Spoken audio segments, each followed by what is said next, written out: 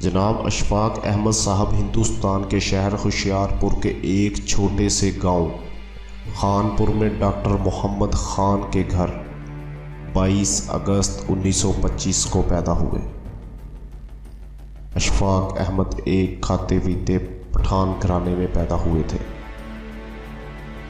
آپ کے والد ایک قابل محنتی اور جابر پٹھان تھے، جن کی مرضی کے خلاف گھر میں پتہ بھی نہیں ہل سکتا تھا۔ گھر کا ماحول روایتی تھا، بندشیں ہی بندشیں تھیں۔ اشفاق احمد کی پیدائش کے بعد ان کے والد ڈاکٹر محمد خان کا تبادلہ خانپور انڈیا سے فیروز پور ہو گیا۔ اشفاق احمد نے اپنی تعلیمی زندگی کا آغاز اسی گاؤں فیروز پور سے کیا اور فیروز پور کے ایک قصبہ مختصر سے میٹرک کا امتحان پاس کیا۔ اشفاق احمد کا حویلی نما آبائی مکان محلہ ہجرہ واری پتی میں واقع ہے۔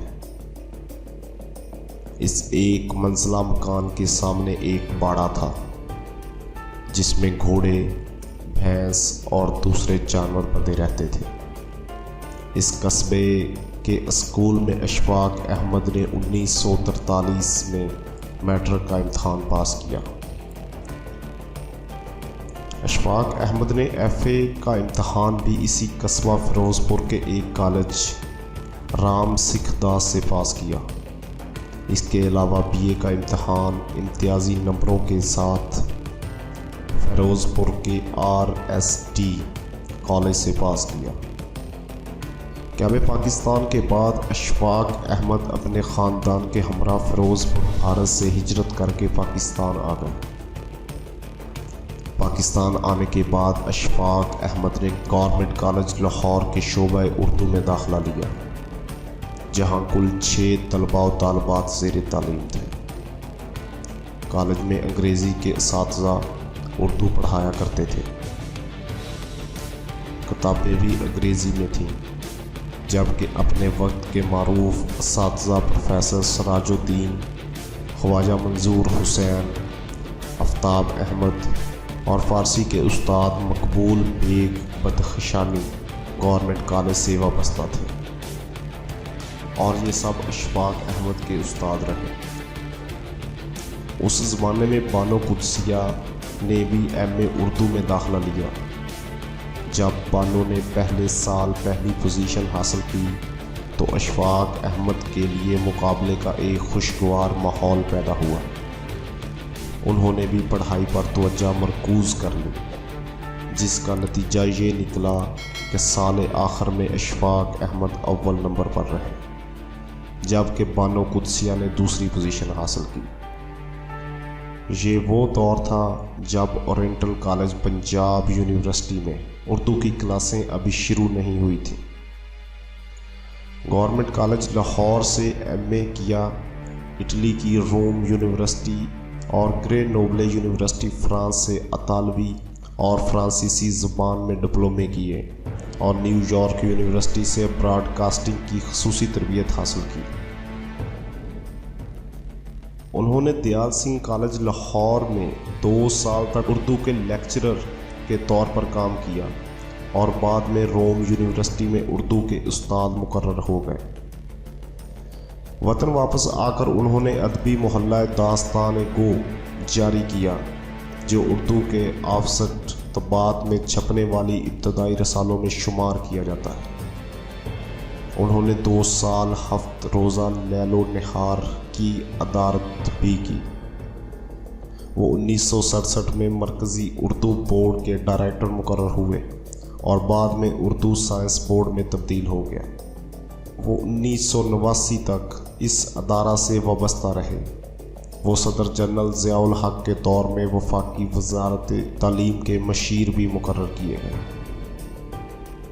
گورنمنٹ کالج لاہور میں M.A. کے دوران بانو قدسیہ ان کی ہم جماعت تھیں۔ بانو قدسیہ کا تعلق فیروز پور مشرقی پنجاب سے تھا۔ قیام پاکستان کے بعد ہجرت کر کے لاہور میں قیام پذیر ہوئے۔ دونوں میں ذہنی ہم آہنگی اتنی ہو گئی کہ شادی کا فیصلہ کر لیا۔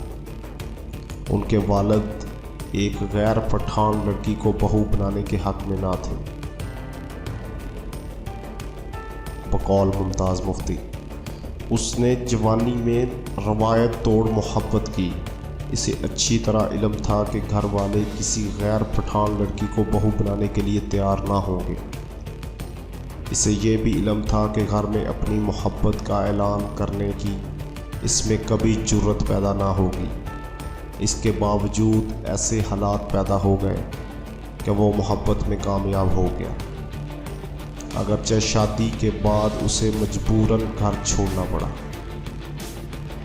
1953 میں ان کا افسانہ گڈیریا ان کی شہرت کا باعث بنا۔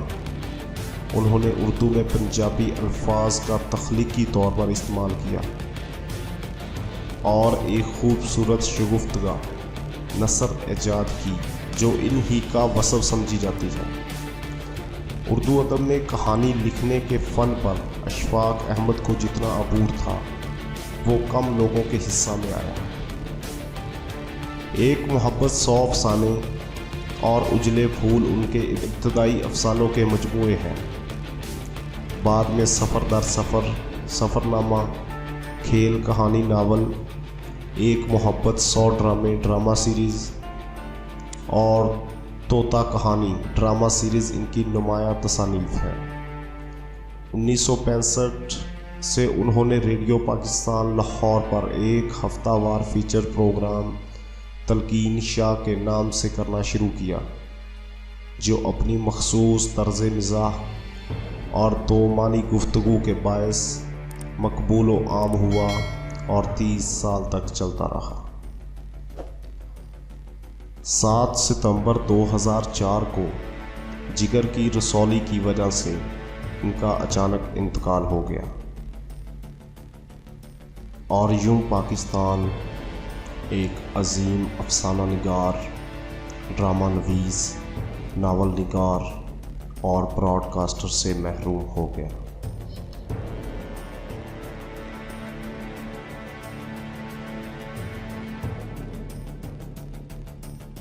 امید کرتا ہوں کہ آپ کو ہماری ویڈیو پسند آئی ہوگی، تو دوستو اس ویڈیو کو لائک، شیئر اور چینل کو سبسکرائب کرنا مت بھولیں۔